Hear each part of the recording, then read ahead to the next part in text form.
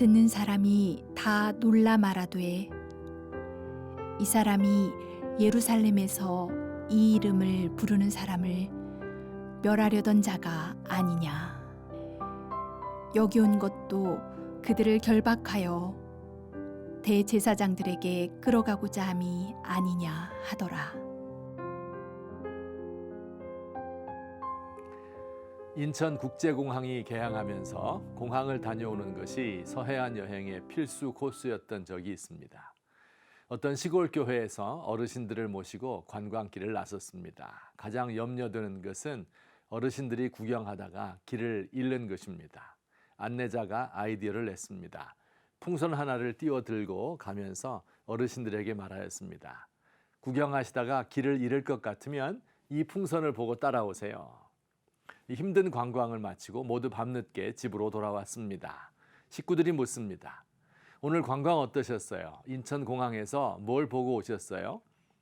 어르신들이 대답했습니다. 글쎄, 종일 돌아다니긴 하였는데 생각나는 건 풍선밖에 없네. 교회에서 반드시 보아야 할 것이 있다면 바로 은혜 받는 것입니다. 교회에 아무리 오래 다녀도 은혜를 알지 못하면 풍선만 보고 관광 다닌 것이지요. 자격이 없는 사람에게 값없이 주시는 하나님의 사랑의 선물, 이것을 은혜라고 부릅니다. 사실 우리가 이 땅에 태어난 것, 먹을 것과 입을 것을 주시고 또 우리 가정과 나라를 지켜주신 것이 모두 하나님이 거저 주신 은혜입니다. 우리 죄를 사해 주시고 하나님 백성 되게 해주신 것이 가장 큰 은혜이죠. 하나님의 은혜를 가장 잘 보여주는 성경의 사건 하나를 들자면 바로 예수님께서 사울을 만나주신 것입니다. 이 사건에 나타난 은혜의 특징을 세 가지로 요약을 해봅니다. 첫째, 은혜는 예상하지 않았던 사람에게 주어집니다. 그 당시 아무도 사울이 예수님 만날 것을 예상하지 못하였습니다. 그는 예수 믿는 사람을 박해하고 죽이는데 혈안이 된 사람이었습니다. 바울이 복음을 믿게 되었다는 것을 들은 사람들은 다 놀라고 당황하였습니다. 사실 성경은 우리의 예상을 뛰어넘는 놀라운 은혜의 부르심으로 가득 차 있습니다. 야곱은 쌍둥이의 둘째 아들로서 남의 발목을 잡고 속이는 사람이었지요. 모세는 사람을 죽이고 광야로 도망했습니다. 젊었을 적 꿈을 포기하고 40년이라는 긴 세월을 사막에서 썩힌 다 늙어 쓸모없는 사람이었습니다. 다윗은 형제 8 중 막내 아들로서 아무도 주목하지 않았던 목동이었습니다.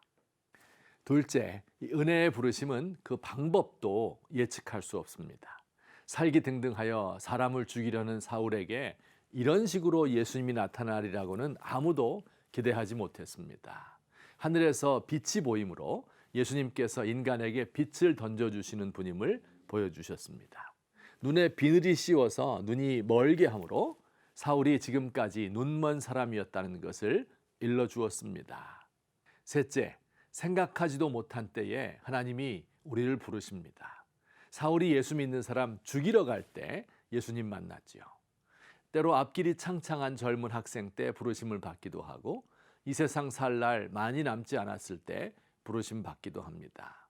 건강할 때 혹은 병 중에서 성공하였을 때에도 혹은 실패하여 삶의 위기 가운데 있을 때 때로는 완전히 무너져서 도저히 일어날 것 같지 않은 때 하나님이 부르시기도 합니다. 이렇게 전혀 예기치 못한 사람에게 예측하기 어려운 방식으로 생각하지도 못한 방법으로 부르시는 것이 주님의 은혜의 부르심입니다.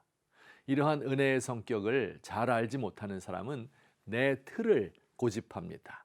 그 틀을 벗어나면 하나님의 은혜가 없는 것처럼, 전형적인 방식이 아니면 하나님이 일하실 수 없는 것처럼 생각하는 사람들이 많습니다. 이와 같은 하나님의 은혜의 부르심 앞에 패배주의는 설 곳이 없습니다. 실망하고 포기했다. 아무리 해도 안 되어서 두 손 들었다. 완전히 끝나. 더 이상 기회가 없다. 우리 사회는 변화의 가능성이 없어. 이런 말은 은혜를 아는 그리스도인이 해야 할 말이 아닙니다.